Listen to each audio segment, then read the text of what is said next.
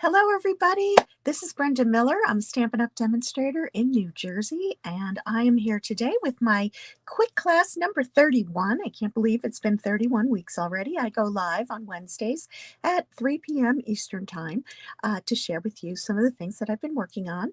And this month, we are all about designer series paper. We like to call it DSP, so you'll hear me refer to that a lot.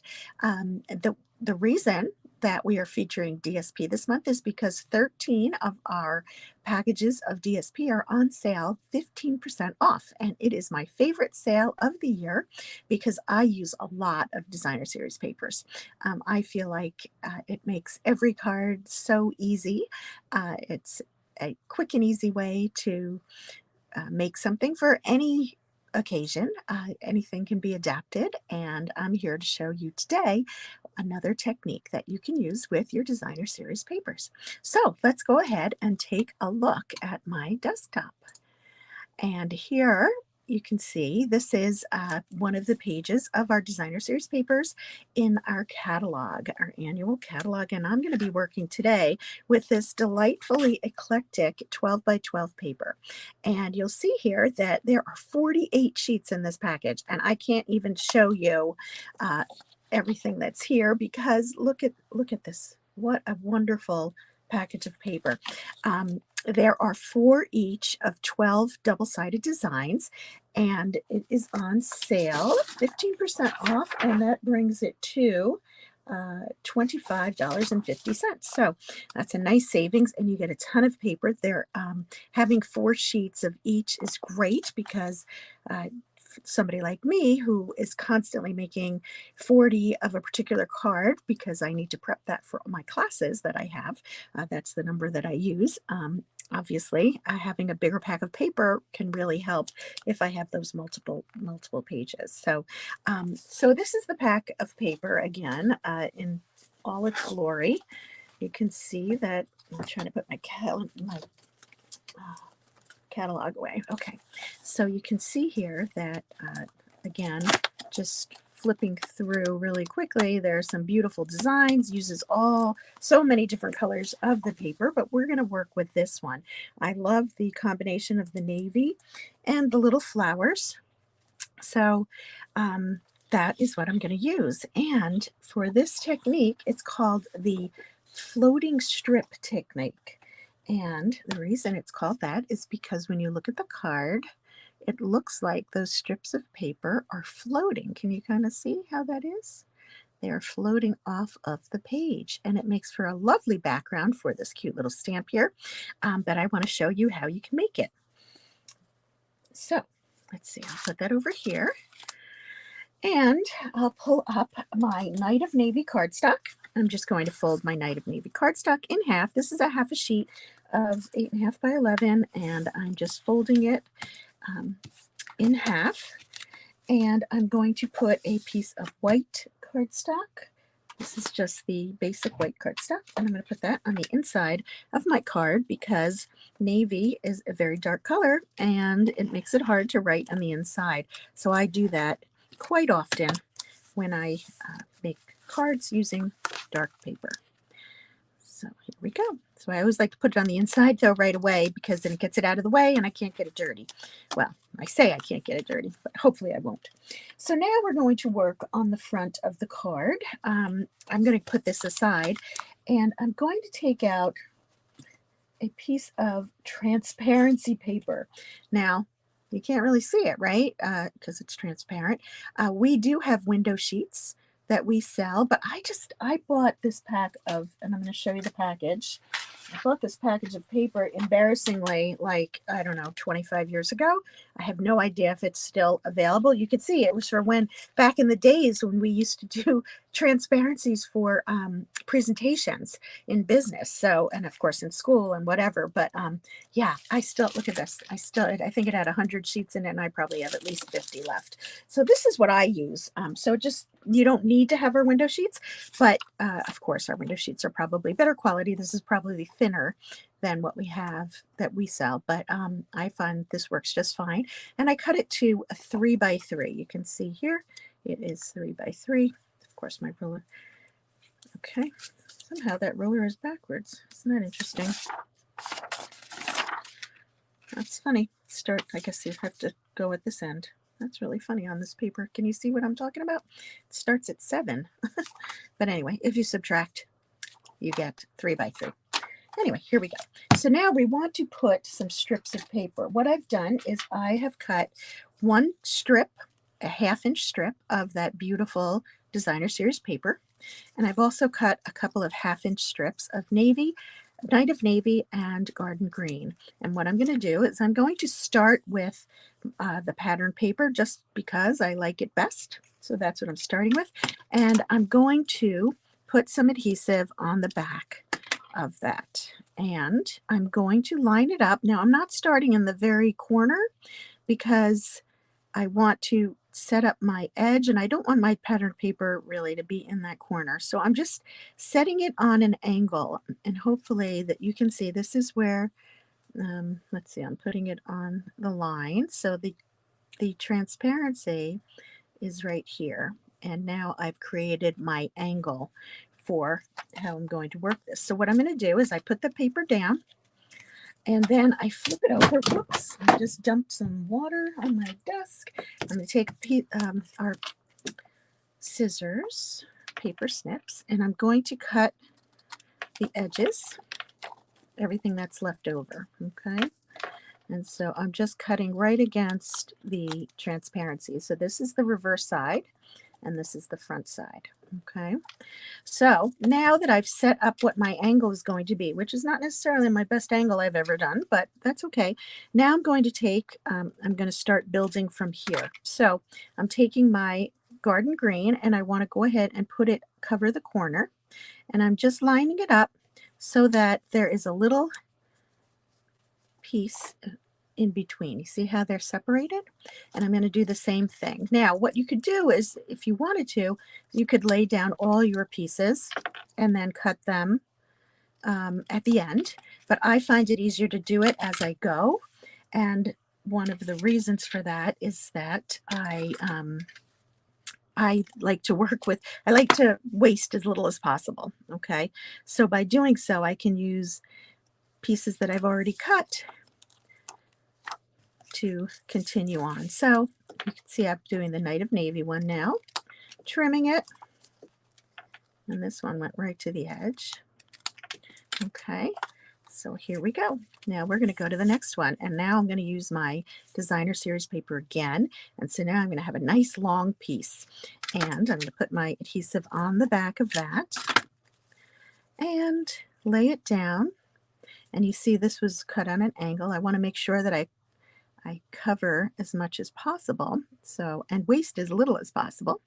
So I'm going to go to that little edge and lay it down, flip it over, and cut it again. So here you see, paper snips. Now it seems like it's taking a little while, but once you get the hang of what you're doing, it can go pretty quickly. So I'm alternating the colors of cardstock with the pattern paper because I want the pattern paper to show up more often than the cardstock. So you see, I lay down, now I went back to Garden Green, and I will trim the excess. Now, you know, I started with just a 1/2-inch strip of the designer series paper, and I should be able to use that 1/2 strip for the entire square that I'm doing. So here we go. We're going to put another one down. And again, just put it on my 1/2-inch. Have a little bit sticking out over. Lay it down, flip it over, trim it off. You do end up with a couple of little extra pieces that you can always do other things with. But now I'm going to put down some, oops, Night of Navy. You can see I'm not stressing over exactly where everything goes other than the fact that I want to keep it at the same angles. So this one, let's see, we'll trim this. And This one I can get just a little bit of our pattern paper on the corner, and so actually I'm going to use this little scrap right here. I'm going to put a little adhesive. Now I'm using, I didn't mention this, but I am using the Stamp and Seal adhesive. I guess it would work with wet adhesive, but I'm not exactly sure. So I definitely know that this a tape adhesive works, so I highly recommend it. Wet adhesives usually work as well, if not better, on certain materials, but this being plastic, I'm not positive, but I can tell you for sure that this works with a regular adhesive. So there we go. So now we've created our focal element for our card just using those strips of paper. Now you can decide which way you like it best. I'm going to go this way, I think. And now I'm going to go ahead and put it on a piece of basic white cardstock. Now when I do this, I'm going to use dimensionals. And when you use your dimensionals, you want to make sure that you put your dimensionals on the back of the sheet, and you want to make sure that it doesn't show through any of those lines in between, right? So I am putting 4 on. I think that that's plenty for this card. And here we go. And we can put it at the top of our card. Did I say this way? I don't remember. So here we go. So this goes at the top of our card. And that was a really cool look. As you can see again, oops, you can see that that's showing through. So let's see. Now we want to stamp on here. I'm going to go ahead and I'm using the Sentimental Park stamp set and dies, associated dies. So I'm stamping, I use 2 different stamps for Let's Celebrate You and Night of Navy as my color. I put the 2 stamps on together to hopefully get them lined up. I probably could have stamped that straighter, but you get the idea. And then I'm going to take my another piece of cardstock, and we're going to stamp our flower. So I have my bubble bath because I want to highlight that pink that's in there. I just think that that's super pretty. I do love pink. And I'm also going to stamp in garden green the leaves. So here we go. Stamping the leaves, and this is just on a piece of scrap paper. And then I'm going to take my coordinating dies. So here's the die for the flower. So using washi tape to hold it in place, I'm just going to lay that down. And then here are the corresponding leaf. That's the corresponding leaf die, and I'm going to line it up as well, and with my washi tape I'm going to set it in place, and I'm going to go take that over to my die cutting machine, and voila, we have our, for the magic of television, we have our 2 pieces. So I'm going to go ahead, actually let's go ahead and put this card front on the card, this piece on the card front, I think is what I was trying to say. And I'm just using 2 lines of regular adhesive. This, of course, you could use wet adhesive. We have, whoops, one thing about our Stampin' Seal, it is really strong. So there we go. So we have the front of our card. And then I'm going to use dimensionals on the back of the flower as well. So I'm going to use 2 for the leaves, stem,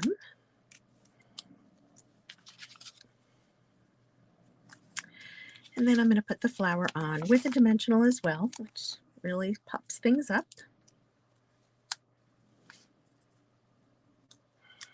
And here we go. So that is the card. So pretty quick and easy. It just uses some window sheets.